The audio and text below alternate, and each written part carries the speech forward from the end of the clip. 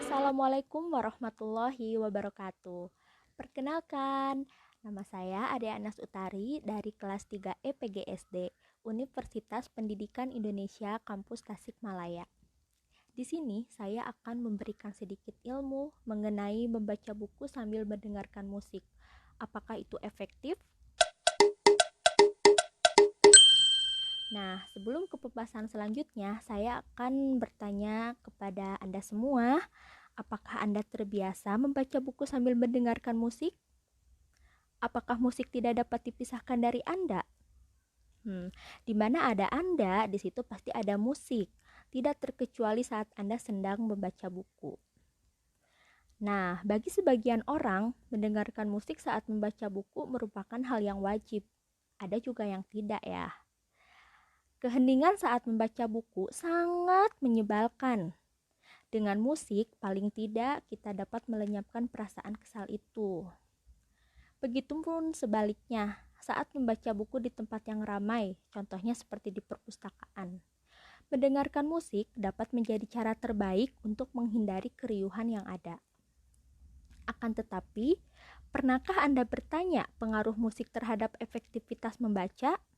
Pernahkah Anda mencoba membandingkan efektivitas membaca buku sambil mendengarkan musik dengan saat Anda membaca buku tanpa musik? Penasaran kan? Ingin tahu pengaruh musik terhadap kegiatan membaca? Nah, sebelum beranjak ke pembahasan selanjutnya, mari kita simak dulu nih penjelasan tentang kegiatan multitasking. Ini penting loh, mengingat kegiatan membaca buku sambil mendengarkan musik merupakan salah satu contoh kegiatan multitasking.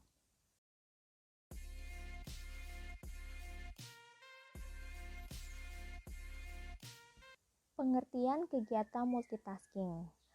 Kegiatan multitasking adalah kegiatan yang terdiri dari dua tugas atau lebih yang dilakukan dalam waktu bersamaan.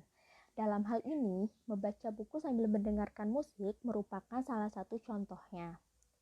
Dikutip dari artikel yang berjudul Technology Myth of Multitasking, pakar psikologi dari Universitas San Francisco Jim Tyler menjelaskan bahwa efektivitas kegiatan multitasking tergantung pada jenis tugas yang terlibat. Nah, di dalam tulisan itu, Tyler menjelaskan bahwa efektivitas kegiatan multitasking tidak terganggu jika yang pertama, salah satu tugasnya dilakukan secara otomatis. Nah, maksud otomatis di sini adalah bahwa dalam pelaksanaannya tidak diperlukan konsentrasi, fokus, dan berpikir. Contohnya seperti apa sih? Contohnya seperti kegiatan menonton TV sambil mengunyah permen. Nah, tugas mengunyah permen di sini merupakan tugas yang otomatis. Kita tidak butuh konsentrasi dan berpikir saat mengunyah permen. Bahkan, tugas ini pun dapat kita lakukan tanpa sadar. Nah, yang kedua, tugas-tugas yang terlibat melibatkan bagian otak yang berbeda-beda. Efektivitas multitasking tidak terganggu jika tugas-tugas yang terlibat di dalamnya melibatkan bagian otak yang berbeda. Di dalam tulisan sebelumnya, Taylor mencontohkan dengan kegiatan membaca buku sambil mendengarkan musik instrumental. Menurutnya, bagian otak yang digunakan untuk membaca buku berbeda dengan bagian otak yang digunakan untuk mendengarkan musik instrumental. Karena itulah, mendengarkan musik instrumental tidak mengganggu kegiatan membaca. Nah, Kak, bagaimana sih halnya dengan membaca buku sambil berbicara di telepon dan mengirimkan pesan di media sosial? Apakah kegiatan multitasking tersebut dapat dilakukan? Jawabannya tentu saja tidak. Kenapa? Karena menurut Jim Tyler, kegiatan multitasking di mana melibatkan bagian otak yang sama merupakan kemustahilan. Yang terjadi sebenarnya bukanlah multitasking, melainkan serial tasking. Nah, di dalam serial tasking, alih-alih melakukan tugas-tugas secara serentak, Anda pada kenyataannya beranjak dari satu tugas ke tugas lainnya secara cepat. Ini artinya saat satu tugas belum selesai, Anda berganti ke tugas lain. Begitu seterusnya hingga rangkaian serial tasking selesai. Menurut penelitian yang termuat dalam situs American Psychological Association, serial tasking tidaklah efektif. Saat Anda melakukan serial tasking, yang terjadi adalah Anda beranjak dari satu tugas ke tugas lain. Saat beranjak dari satu tugas ke tugas berikutnya, tentu saja kan kita membutuhkan waktu. Nah, secepat-cepatnya kita beranjak dari satu gerakan ke gerakan lain, tetap saja kita membutuhkan waktu, walaupun hanya sepersekian detik. Nah, begitu pula saat Anda melakukan kegiatan serial tasking. Waktu Anda tersita untuk beralih dari tugas satu ke tugas lainnya. Demikian hingga serial tasking itu selesai.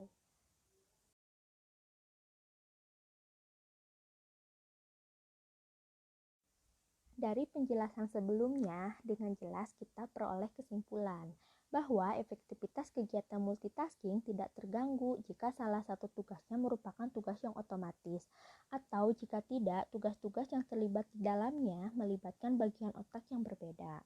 Lalu, bagaimana dengan membaca buku sambil mendengarkan musik? Nah, karena kegiatan itu, membaca buku sambil mendengarkan musik termasuk kegiatan multitasking. Nah, di dalam tulisan Jim Taylor sebelumnya disebutkan bahwa mendengarkan musik instrumental menggunakan bagian otak yang berbeda dengan bagian otak yang digunakan untuk membaca buku.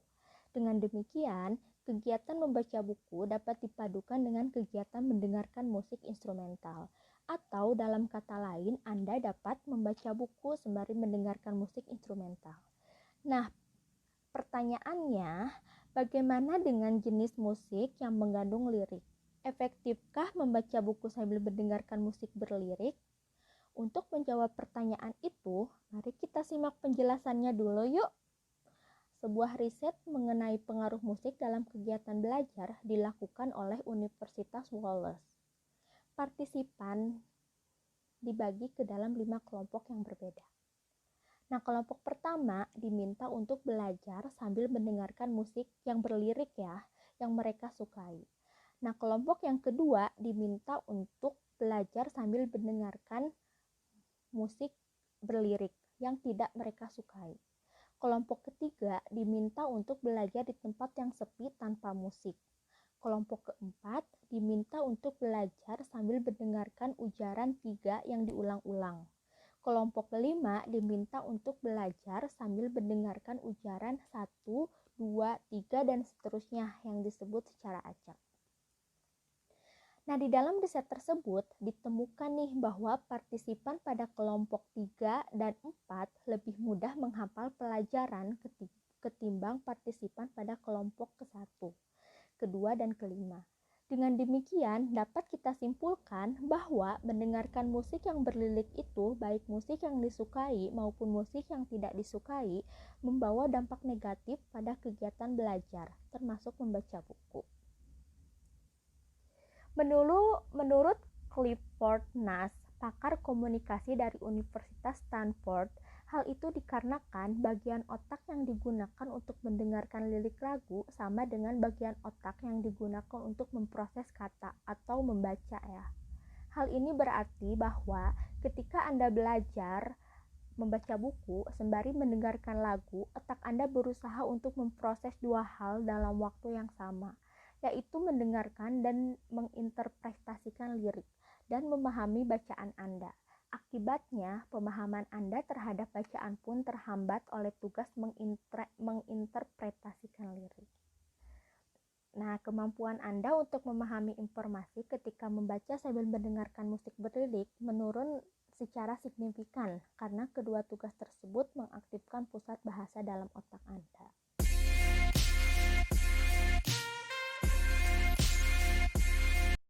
Dari penjelasan di atas, dapat kita tarik dua kesimpulan. Yang pertama, mendengarkan musik berlirik membawa dampak yang buruk bagi kegiatan membaca buku. Yang kedua, mendengarkan musik instrumental tidak mempengaruhi efektivitas kegiatan membaca buku. Jadi, Anda masih dapat nih menikmati musik saat membaca buku. Tipsnya, pilihlah musik instrumental sehingga pemahaman Anda terhadap materi bacaan tidak terganggu dengan kegiatan mendengarkan. Sekian dari saya, maaf jika ada kata-kata yang kurang tepat, dan semoga apa yang saya sampaikan bisa bermanfaat bagi Anda semua. Terima kasih, sampai jumpa kembali di podcast saya. Bye. Wassalamualaikum warahmatullahi wabarakatuh.